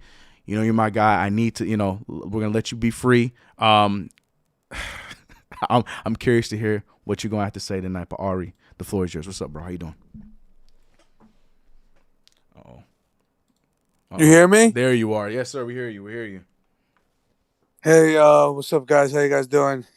What up, bro? What up? Did someone kill your cat, Ari? What's going? Why you sound so sad? You sound sad, man. No, listen, I've been waiting on this phone forever, and you think that there'd be some loyalty for the guy who was here when there was less than 1,000 subs before everybody, but it's all right, whatever. My maybe boy you don't Dave know. Maybe I was saving you for the best for last. You don't know if I was saving you to be the closer. You don't know. Yeah, I give the closer to J Boogie. I'm good. Let me be the opener. All right, I'm not good enough to be the closer. But all right. So first, I'm gonna talk. First of all, shout out Cynthia. I'm with her right now. Like, I think Tibs is a serious problem at this point. Oh, and God. First, I'm gonna talk about Tibs, and then Ashley, I'm gonna get to you in a second. But what I'm gonna say is with Tibs. Like, first of all, it was a beautiful sight to see Julius Randle camping out in the corner and having RJ come around screens and get the ball at the top of the key and do pick and roll, and having Randle be banished to the corner. It was just a beautiful sight to see. So, I'm surprised it took Tibs 41 games, but it is Tibs. But here's the thing: at the end of the day, like, we know RJ Barrett can make plays and he's good at getting to the rim, and he could draw contact, at least get a foul or something like that. We know he's more effective with the ball in his hands. But Tibs has been using RJ as a 3-and-D guy the whole year. Why on earth is Obi Toppin getting 9 minutes a game? And forget about whether he gets 9 minutes a game. Just the way Tibs uses him. He literally has Obi Toppin playing like he's Kyle Korver, sitting in the corner, spreading the floor. That's not Obi's game. Obi needs to be put in the pick and roll. He needs to put pressure on the rim, man. He needs to be used like Amari Stoudemire. Like, Tibs has no idea how to maximize the talent on the team. He has no idea how to do that, man. He's like, RJ should not be a 3-and-D guy. Obi Toppin should not be spreading the floor. Like, it's just ridiculous, man. I'm just sick and tired of it. And also, we always talk about Randle's body language, how it's so terrible. And it is garbage. But whose body language is just as garbage? Freaking Tibs, man. Every time someone misses a shot, he throws his arms up in the air. He's screaming at refs. You're a young guy. You're 20, 21 years old, 22. You're a rookie. You come into the NBA, you finally get minutes. You really want to be playing and looking at your coach on the sideline, throwing his hands up in disgust after every single miss you make. It's just a terrible, terrible way to build confidence and to put your young players in a place to succeed. Like, I'm over it. Tibbs is the same guy who traded Zach LaVine when he was on Minnesota for 1 year Jimmy Butler, and then literally had such a beef with that team that he got fired. He couldn't win with Karl Anthony Towns, Jimmy Butler, Zach. He couldn't win with any of these guys. D'Lo, nobody. All right, I'm done with Tibbs, man. He's not built for this rebuild. All right, it's just a fact. All right, you don't help your players. You don't help your young guys by literally putting them on such a short leash that they're scared to dribble the ball. Obi Toppin's scared to dribble. Quentin Grimes scared to dribble. It's just pathetic. They're stunting player development. It's just a period. It's a fact. The organization gonna have to pick a way. Are you trying to compete, which is a mistake because you can't win, or are you gonna focus on the rebuild? Like, that's a fact. All right, that's one thing. Tibbs is garbage. He's not good for this team. And then Ashley. All right, listen. We're on the same squad, Ash. All right, I know you mean well. Okay, I know you mean well about your takes, and I know we're on the same team. All right, don't take this personally. All right, but there are 3 moments in my life that I remember where I was when those moments happened. When 9/11 happened, I remember where I was on 9/11. When Kobe passed, I remember where I was when Kobe passed. And literally, when I heard your Randle take about booing the fans, I remember where I was at. I was literally in an Uber, driving from the Garden back to the Upper East Side, and I heard that take, and I'll never forget that. Ashley, I don't know how long you've been in Miami for. You lost me at the Upper East Side, Ari. I only speak to people who live in the trenches, so. Oh, okay. All right. Trenches. Sorry. All right. Can't relate. Can't hear you. You speak to people that are living in palm trees and 80-degree weather. You lost your edge, above my tax bracket, sir. Can't relate. Ash, you lost your edge a little bit. Let me explain something to you. You live on the Upper East Side, Ari. Don't talk to me about edge, Papa. Don't do that. Listen, XO gossip girl. Come on now. Don't do that. Don't do that. This guy gets paid $117 million a year, okay? In any other occupation in the world, you don't get booed, you get fired. Period. You lose your job. Only NBA players who grew up in the AAU circuit, all right, that were told they were God's gift to the earth since they were in 5th grade, literally have the first world problem of getting booed by making $30 million a year because they're not playing well. Everyone else in this world, when they're not performing up to their level of salary or whatever, they get fired and they get on the unemployment line, okay? This is sports, all right? This happened since the gladiator days where people would literally risk their lives. They're in the entertainment business. They sign up for this. To blame the fans is just a cop-out, all right? It's not the right thing to do, all right? And listen. Let me ask you this. How do you feel about the fans coming after Randle's wife and his kid and things like that? Is that all part of the game as well? Do you not think there's a line that should not be crossed, that's constantly crossed? Do you think that wishing COVID on somebody or celebrating him being in protocol is okay? I mean, I understand the motivational ideology behind booing. That was never my argument. I never said not to boo. I just said that don't be afraid when you get, or don't be surprised when you get some of that energy in return. But you also can't go after somebody's family and wish him illness, X, Y, and Z, and not expect some type of smoke. That's my point. Don't start on the beat hunt. Keep that same energy. So listen, we agree on this. I loved the fact that Randle booed the fans. Like I loved it. I love that energy. I love that. I agree with you. If you're going to dish it out, you got to be able to take it. And I loved it. And he played well. And listen, I was at that game, all right? I was literally at that game. He did not play that well that game.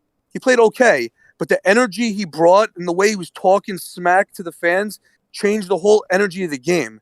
We're going to bring that. I'm okay with that. I'm agree with you. Like, if we're going to give it to him, we got to be able to take it also. I don't think he should apologize. I think he should keep that energy. And I think that's his role. Like, if we're really going to keep Randle on this squad, he's not a number one guy. He's not a Draymond Green. He's not going to, facilitate. He doesn't have that IQ. But if he's going to be a bully and he's going to physically impose and bang around, play that Anthony Mason role, all right, and at least be a thug, at least be like a Marcus Morris, at least bring that energy, I'm okay with that. Like, I don't think you should pay $30 million for it. I'd still trade him. But I'm not going to hate him for that. But at the end of the day, you're a professional athlete. You, me, CK, Alex, everyone in the chat will take $117 million to get COVID wished upon them, because I get wished COVID upon me all the time from people in the chat, and I don't care. Like, that's the bottom line. Just because you don't care doesn't make it right. And I'm not saying all Knicks fans are like that. And again, my issue was not with the booing, and you can run the tape. I understand the motivational ideology behind it. I choose not to boo my own team. I keep that energy for the visiting team because I feel like my support is better than my boos, but that's just me. That's my prerogative. I'm not saying all people, fans of teams got to move that way. I'm simply saying if you're going to boo and you're going to talk trash from the stands, you cannot be upset when a player turns around and gives you that same energy. That's my only point. What you do is your prerogative, but you also got to be able to deal with what comes, the repercussions of your actions, and that's my only point. Okay, and I'm down for those. I loved it. I love the beef. Like, he could curse at me all day, every day. Like, I'm good with that, and I understand it's a double standard. But at the end of the day, listen, you went on Twitter, you posted about Patrick Ewing, talking about the Knicks fans. Like, I don't know if that's really what you're thinking. Like, I think you really think that we should supposed to support this team regardless of what kind of effort they play, regardless of how much these tickets cost. I think there's a line. And if you read the Patrick Ewing quote, he even said, like, yo, like, playing at home, we need your support. I don't think you understand, like, I understand booing. I don't agree with it per se. I think that a lot of the times the stresses of the game are enough. They know that there's thousands of fans watching them at home. But I also can understand why some people feel the need to do it. That's your prerogative. But you heard a player who played for the Knicks organization night in and night out say, look, the booing does not help. You want to argue with Patrick Ewing now? Like, you want to tell him he was soft and he was wrong for feeling the way he, like, that's somebody who actually plays the game. And are you watching it on TV, or you being in the chat, or you going to a game is not the same equivalent of being on that court and feeling that energy and having to deal with everything that comes with that. I'm sorry, it's not. Bam. This was 4 or 5 nights ago. The Knicks won tonight. It's not. Okay. I cut it. I appreciate you, bro. Appreciate you. Understand. Like, look here. I understand where both of y'all coming from, and I get it. And I, there's truths, and I feel like there's a lot in both sides. But my thing is this. We are almost. Is it even a week? It feels like 2 months since the whole initial thing happened. The point of the matter is, if we're able to, make you feel one way when we're winning, you got to take what's coming. I'm not saying that you got to, I get what you're saying, Ash, as far as the family and all that kind of stuff. I get all that. But the point of the matter is, you all that said and done, that happened. But now in this first game coming home, you only had 2 points. I kind of understand where, some people are still a little bit frustrated with them. It's separate conversations, though. Separate conversations. And that's what I'm trying to say. About. But that's what I'm trying to say, that what we don't need to go back over there, because that happened. And now we got to focus on what's going on with the Knicks. Let's focus on what's going on with this team, because, look, you had your moment. Yes, I agree. Probably shouldn't have. He didn't have to apologize. And, you got to do what you got to do. But then the main thing is that the kind of thing where you need that kind of energy every single kind of game? Like, you felt that type of way that day, and then now we're never going to see that Julius Randle again. Like, I understand the why should he not, whatever the case may be. I don't care about that kind of stuff. But the main thing is, if you're going to feel that type of energy that game, is that just you were feeling in your feelings that day, and then you're never going to bring that back? Like, what is it? What is it? Which one of it? I agree, but I agree that he cannot rely, and this is, I said this at the top, is that he can't rely on outside influences, whether good or bad, to change his mood. That's not. But Ari brought up what I said about the booing. I know, and it was never about booing. I made that very clear. It's your prerogative how you want to go ahead and interact with your team and your players and all that. All I simply said was, you cannot get upset when you get some of that smoke in return, because if you go looking for it, eventually you're gonna get it. That was my only point, because people were upset. If you remember, there were people in the chat who didn't like the fact, or fans in general who didn't like the fact that he thumbs down and told him to shut the F up. But it's like, guess what, guys? You can't ask for something, then when you get that in return, you feel a way about it. That's my only point, and that's been my only point. Right. It's RJ's day. Let's give it back. I was just gonna say, my favorite hashtag right now is RJ's day. I can see him in the back, like, but it's RJ's day. Yeah, like, I don't even know why, but my 9 guy had 31 points. Let's go back to the 9 guy. It is. And you know what? Look, and you guys might not want to hear it, but before we go on to talk more about my man RJ, I'm gonna have to say something positive about Julius Randle, because he helped me out tonight in my prized picks. Yes, we're going to talk about the sponsor of the show, PrizePicks. And if you guys are not already on PrizePicks, I don't know what you guys are going. We've been telling you guys about it all season long. Like I said, I've been seeing you guys coming in, piece by piece, person by person, like, yo, this thing is it. This is dope. This is fun. And also make sure that if you are going to join PrizePicks, you guys are making sure that you are betting responsibly. But guys, PrizePicks has the best NBA prop games on the market, like hands down. I've been using a lot of them. This is my favorite one just because it's a lot more fun, in my opinion. PrizePicks offers more NBA props than any of the other prop operators, and offers all the superstar players as well as the bench players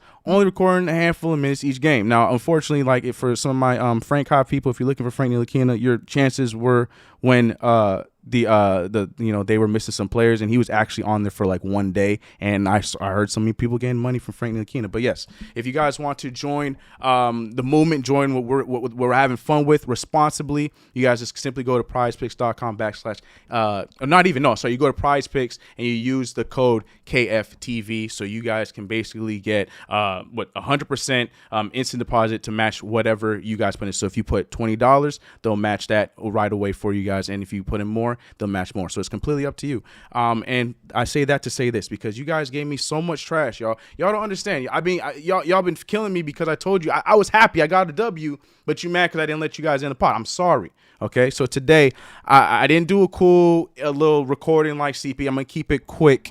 But I did. If you guys, I mean, hopefully you guys knew, but there was a big football game alongside our Knicks game that was happening tonight between Georgia and Alabama, and I had to get a little. 60 seconds left. Yeah, it's and still going. Georgia's winning. Let's go, Dogs. There you go. The Bulldogs are going in. Well, I had a little bit of fun with it because PrizePicks also has. Sometimes they'll do promos if you go in at certain times, and they had a promo where they're basically giving away money, and they said over or under 0.5 yards for Bryce Young. Yes, you heard that right. 0.5 yards for Bryce Young. So easily you take the over on that, you move forward. And that's the thing. Like they try and help you guys out in a lot of these plays. And that was one that I took. So I took that over on Bryce Young. I don't have to talk about it because the game is still going. He definitely has over 0.5 yards. He's the starting quarterback of Bama, but he needs to. It's over. Yeah, it's over. It's a done deal. Georgia they got it. What's the score? It was a pick, ran into the end zone, pick six, touchdown. Game is over. Chase Young's not the guy that we thought he was. He folded under pressure. We're gonna talk. Let me finish this. I knew you were gonna say something. Let me finish this. And we're gonna talk about Bryce Young. Well, give me 1 second. All right. So I had Bryce Young. Okay, let her say what she gotta say for Bryce Young. He helped me out. I took the over on that. RJ Barrett. Now the over under for points for him was 19 points in tonight's game. I was looking at the free throws. I was expecting him to get to the free throw line a lot more. He only got there 5 times, but the over-under for him was 2.5. I like that. I took that. I took the over, won that one as well. And I'm looking at my man Lance Stevenson. Born Ready he's born ready since he's been coming back in Indiana. He's out there doing the damn thing. I still don't understand why he's never worn a Knicks jersey to this point, but that's neither here nor there. The over-under for him was 10.5 points. I took the over on that. I got 14. So far I'm 3 for 3. You guys hearing it? Now here's where my man comes into play. Julius Randle. Now we talking about all this booze. I don't care because I'm looking at Julius Randle and I'm like, you know what? Whether you have 15 or 30 some points tonight, I know against this smaller team over there, except for Podol, I'm looking at you and I know you're going to help me out with these rebounds. They had him at 9.5. I took the over on that and he had 12 rebounds tonight. That's why, if y'all wondering like, why the hell CK makes the rebounds so much? It's because that's why. Thank you, Julius Randle. 4 for 4 right there. And last but not least, I had my outside Alonzo Ball, my favorite point guard that I would love to see in the Knicks jersey, DeJounte Murray. I had him scoring 19.5, over 19.5 points for against us. He scored 24. That gave me a perfect 5 for 5. I wish I could show it to you, but it's not letting me show it. But I had a perfect 5 for 5, which led to 200 for your boy. So yes, it can be that fun. It can be that easy if you are doing this responsibly. And it adds a little incentive to the game. You can bet as much as you want. You want to do $5? You can do $5. You want to do $10? Do $10. But make sure that you can do it in your state as well as, like I said, make sure you are betting responsibly. So that is PrizePicks.com. Use promo code KFTV. A lot of fun. But Ash, you think we just gonna let that slide? You over there talking and that talk over there about Bryce Young? You feeling that type of way about Bryce Young? What's going on over there? No, first of all, I think Bryce Young, obviously Heisman Trophy winner, the first Heisman Trophy quarterback to ever win in Bama history. So shout out to him. But go Dogs. And everybody was talking about the Dogs were going to get blown out. They were going to get blown out. And I said, listen, don't underestimate them boys from Georgia and don't underestimate that defense because they got that swagger, all right? They got that swagger. They got that defensively. Offensively, honestly, roster for roster, they're not as talented as Bama. But sometimes, I tell you about that defense, it always travels and it will always keep you in a game. And that's exactly what happened tonight. Shout out to Georgia. Shout out to them boys from GA. I'm not excited for them.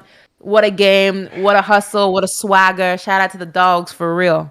I would ask you, Alex, but I can just see, you still going Chase through Young. I didn't mean Chase Young. I was thinking Bryce Young. I know you still over there thinking about your Jets, bro. So I'm just gonna leave you out of this one, thanks, CK. I know you don't want to talk football right now. I get you. Look, man, all I'm happy is about we have a quarterback. I don't have to worry about if we're going to draft another quarterback this season. It's all good, man. I'm not a big college football guy to begin with. Although I did want to take that over under 0.5. Right. Fortunately, they don't allow it here in Mass. Yeah, that's right, huh? Damn. Yeah. Well, I saw that and I'm like, oh yeah, I'm taking that easily. Get that one. But yeah, it was a nice 5 for 5. But yeah, it's okay. Yeah, you got your point guard, your quarterback, but we'll see what happens with that. But we're not talking about the Jets. We're not talking about Bama. And we definitely Ain't talking about the Saints. Yeah, we ain't talking about Saints. All right, so we're going to move on. And we have a few more calls before we wrap up the show today. We had a lot of crazy. Actually, let me go to some of these super chats. I know we wrap with super chats, but we have a lot of them. So let me get some of these out of the way because we do really appreciate you guys. And like I said, shout out to the mods. Everybody, make sure you throw those clapping emojis for the mods because they're out here doing that work. They are making sure that we do not miss a single super chat tonight. So if you sent one, it will be read, and it is always appreciated. Whether it is read or not, it is always appreciated. So let me jump back into that real quick before we take the next call. Now I'm looking at Chuck D again. Hashtag PE's in the chat. $5 saying Julius' game tonight was far better than the 30 he had in that terrible game against the Wizards 2 weeks ago. The tension, the defense, and effort wins. That's what I'm saying. There was effort tonight. I understand the points weren't great. I'm looking at the follow-up for the whole thumbs down conversation. But outside of that, there was a little bit more effort today, and that's all we can really ask for. Russell Whiskey with the $2 saying, can we change the subject to RJ? Yeah, we back. RJ Day. It's RJ Day. We apologize. It's RJ Day. We talking about RJ Barrett. Eddie OB, $5 saying, for the last 3 quarters, it was flat out obvious he made a decision to not shoot the damn ball. That's the problem. I don't know who he's talking about. Last week, he's probably talking about Julius Randle. It's RJ Day, Eddie, but we appreciate you. It's RJ Day.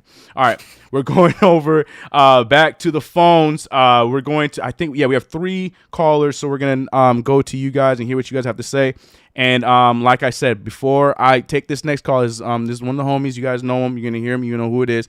But remember, we won. And what day is it today?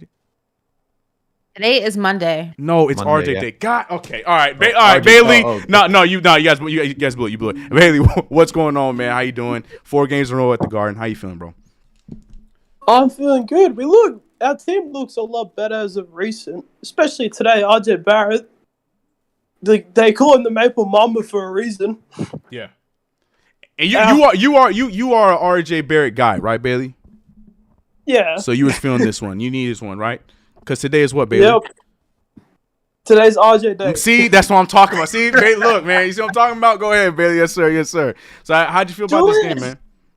The way Julius played, I actually like it more when he looks to facilitate more than tries to score. Because when he tries to score, he shoots us most out of most games, from what I've seen. And when he lets his teammates go and do do their thing, we look much better. Uh-oh. It's just I don't know. By the way, Tibs is not the problem. I just want to tell that to people. The only real bad thing Tibs has done is stun Obi, partially. Obi, yeah, he does deserve more minutes, 100%, I can agree on that, but Tibs is not the problem. Last season we made the playoffs. Who? Because pretty much because of Tibs. He won Coach of the Year for a reason. He's not a bad coach. I don't understand.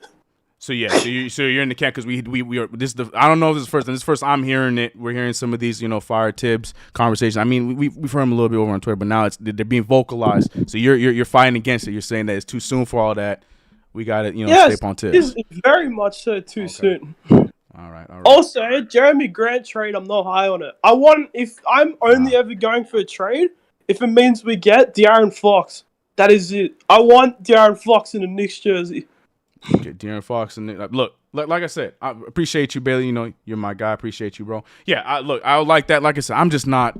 We talked about this. I think it was 2 days ago. I'm just not really buying on any big trades happening. To be completely honest, I don't want to be the Debbie Downer now that there's no trades. I just don't think it's gonna happen. If there's anything, it's gonna be a smaller move, which I'm not saying is a bad thing. I'm just not buying on trades, but it would be cool to see De'Aaron Fox for sure. But yeah, we didn't get to talk about that. We saw Cynthia lightly bring it up in the chat. Then amongst the other things, Ari talked about the whole Thibodeau situation. What are you guys' thoughts on that? I know we're all frustrated with the whole Obi Toppin situation, but you think that is enough to talk about firing and moving on from Tom Thibodeau and going after another coach, or you think that is a little premature? I think that's a little too premature at this juncture. Like we're a year and a half into his tenure here as the Knicks head coach. We don't want to keep going through this whole cycle of just new head coach after new head coach after new head coach. There needs to be some stability to show that this organization is moving in the right direction. It's going to give new coaches a chance to succeed and see their plan and move out. So I think it's a little too early. I get the frustration. Like, I'm with the fans, too. I'm frustrated that Obi doesn't get enough minutes either. I'm frustrated when we don't get to see Emmanuel Quickley in the starting rotation as a point guard, and we get Alec Burks. But, from a league-wide perspective, if we just keep firing coaches, like, it doesn't look good on us. So that's just a fact. Especially after the season you had last year. Imagine us firing him this following season like that. Yeah, it's going to be a whole thing. We haven't really given the media too much to go off of, and this would be it. This is all they would be talking about for it. Just, yeah, I don't know if that's the kind of thing. You ready to fire Thibodeau over there, Ash, or you think it's crazy talk? A little bit of crazy talk. I mean, you took a little long there. Hold on. No, speak your mind. No, it's crazy. It's crazy because last season everyone was like, Tibs is the future, and look at the way he's turned this team around. And yes, I think that he has his shortcomings as a coach, but I like to look at somebody's overall productivity rather than the things that they may not be the strongest in. Okay. I think that he has a lot of good things about him. Obviously, he made this team a more defensive team. I think that his rotations are questionable. I think that, his passion for coaching and his passion for the team in which he coaches right now, the Knicks, is something that you want from a coach. But I also think that he's a little bit in his own head sometimes, or what I mean by that, his own game plan. So with every pro, there's a con. It just depends on, is it enough pros to outweigh the cons? I think for right now it is. I don't think it's something that he's doing a drastically terrible job that you got to go ahead and fire him. I think he has shortcomings, and I think he has things that he needs to be better at, and he needs to start formulating better habits with. But I'm not on the fire Tibbs bandwagon. I mean, This is the coach of the year, brought us into the playoffs, turned this entire franchise, this entire team around. We saw our first playoffs in 8 years last season. I mean, I can't just ignore that. I think, again, he's not perfect, but I'm not on the fire Tibbs bandwagon. So okay, no, it's just I saw the eye and I saw the long responses. I was just a little curious there, but okay, no, I feel on that. I just had to make sure. I'm like, no, you're not telling us all of it, huh? No, I got you. No, I agree. I agree. We were all saying last year that we finally got him, and then they're talking about the whole story and how he once was the assistant coach with us, and now he got the dream job and he's with us and he got us to the playoffs for the first time with Mike Woodson and all that kind of stuff, and now you're ready to throw him overboard. But yeah, I feel you. All right. So this is it. We're going to him. It's been a minute. I was given the green light to give him some, but just understand one thing, young man. I'm talking about none other than the so far voted Rookie of the Year, Mr. Michael. You are closing this out, sir. But remember what today is. Alex, what's today? RJ Day. Ashley, what's today? RJ Day. Yes, that's right. Okay. So if we go too crazy on the Julius Randle, watch how fast his mic cuts out. That's all I'm saying. Michael, my vote for Rookie of the Year. My brother, how are you feeling? We won. I need the energy to close us out. Mike, speak to us, bro. I'm feeling good. Hey, first closer, man. Let's go, bro. This is good, bro. This is good. I just want consistency from Fournier. RJ, I think, is like the flat. I'm telling you, he just needed a break from Randle. I think he needed us, when Randle got COVID, I think it was good for him, to get in his groove. Not saying that I wanted Randle and COVID. I'm just saying I think when he didn't play, he got in his groove. And then Fournier, this is the game that he needs to have at least each game. I don't want him to score 30, but he had a couple of good defensive possessions. He had good threes. That's all I want, bro. And then the Grimes with nice plays and the IQ, the passing, it was good. And the future is looking good. It's just the thing is that when we don't have it, I don't feel confident in all of our players stepping up. We can't have only two players. We can't be scoring 75 points with all of your players who play the most minutes, healthy. Julius Randle needs to step it up. I was going to go ham on them yesterday. If we lost today, I was going to go ham, but it's fine. And it's okay, we look good and win now. I don't think we're going to I think if we just be consistent, that's really it.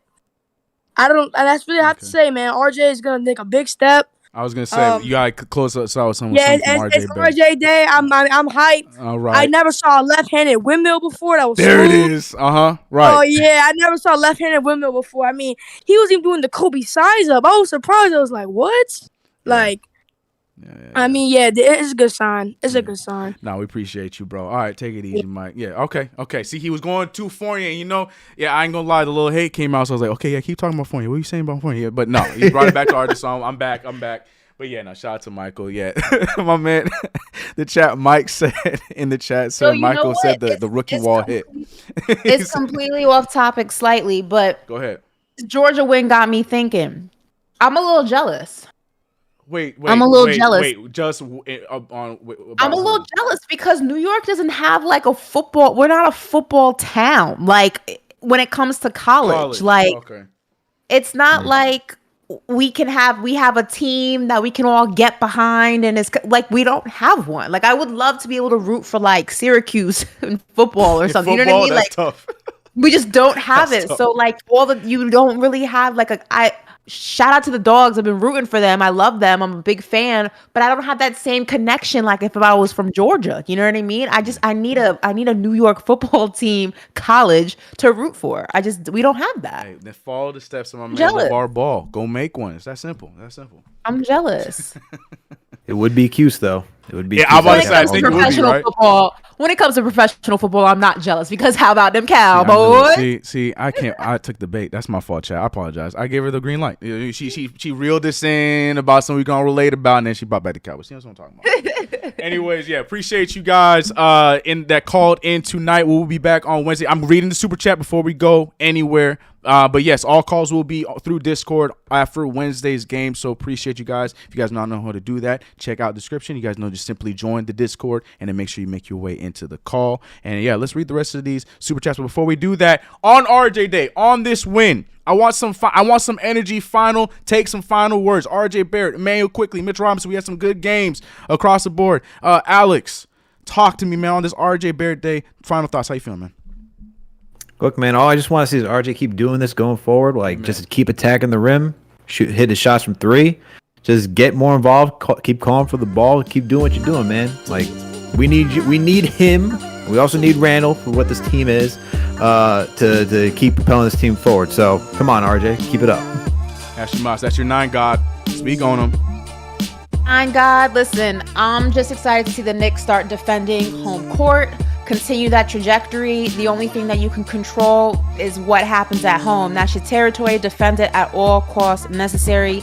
Keep that grittiness. Keep that defensive identity that got us to where we got last season. I think that it's going to go ahead and be the huge difference maker. This season, you can always play defense, as you see in the Georgia game, and that will keep you in the game longer than your offense ever could. Let the young guys cook, Tibs. Let the kids cook, Tibs. And Julius, you gotta rely on your inner voice. You can't rely on the voices that are around you to get you back to where we all know that you're capable, or most of us know you're capable of being. Love this team. Love you guys. Love the fans. Shout out to KnicksFanTV. We gonna be all right. We gonna be all right. I love it. And to that, and to the fans, and to everybody in the chat, let's read the rest of these super chats. We appreciate all of you guys for sending them. Going over to Paul Robinson with $2 saying Ash sounded Trini, but salute same way. Look, it's all good. It's all good. I thought it was good. Alex with the $5 saying salute the crew tonight, but who does RJ think he is? This is Randle's team. We need to ride with Jules. Keep RJ in the 3-and-D role. Let Jules cook. I don't know if this is a troll. I don't know if it's real, but we appreciate the $5, Alex. I guess. I don't know. I read it as a joke, but he might be dead serious. I don't know. The New York sports guy, $5 said Randle forces shots. Y'all complain. Randle plays within the offense and recognizes it's not his night. Y'all complain. Give it a break. He has a little bit of a point. That's why I try to leave him. No, okay. I'm with you on that. I get you. Alex F is back with another take, another $5. Appreciate you. It's $10 total from Alex. He says, we need to trade Toppin for Jeremy Grant. Toppin was a worse draft pick than Frank. Get rid of him and let Julius cook without Obi over his shoulder. I don't know if it's a troll anymore. I think he really is about that Julius Randle life. All right, we appreciate you, man. All takes are good takes if they're connected to Super Chat. So we appreciate you, right? Will Hooper, appreciate the $5. Said Knox and Fournier for Grant, maybe. Oof. I don't even know if that would go across in 2K, my guy, but, appreciate the attempt. Bailey with $3. He says, Ash, give Deej the thumbs down. Ooh, that would have been fire. I mean, she let him in, but that would have been fire if you gave him the thumbs down on that one. Like, no. Right. Also in the chat, Val M. Rutgers is not a New York City team. They play in Jersey. You want New York City team? You gotta talk St. John's, Papa. Okay.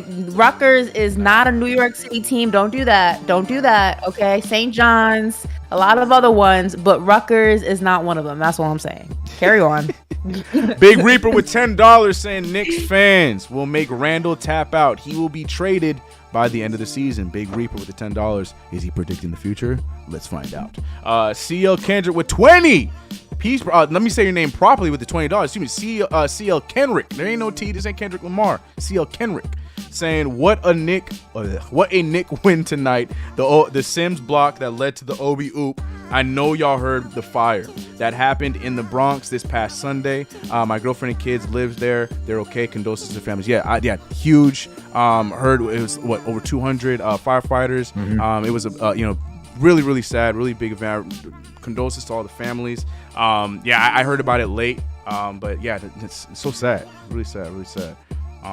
Yeah, prayers to them for sure. And I'm glad that your family was okay. NY Cat with $5 saying LOL 999. I guess it's two of them. 9 God always was a better nickname than Broadway Barrett. Oh wow, we wrapping up with somebody with Team Ash with the 9 God. That's her name. There you go. All right, you guys know the vibes. If you haven't already, make sure you subscribe to the channel. Hit that notification bell. Do not forget to like right here. You can listen to us on the audio only version everywhere you get podcasts. The squad right here, the 3 you're seeing right now, we are 5-1. I think it's 6-1, but we'll look at the tape. So you know what it is. If you see us on the show, you know that there's a win coming, all right? We'll see you guys on Wednesday. We're out of here. Y'all be safe. Good night and peace.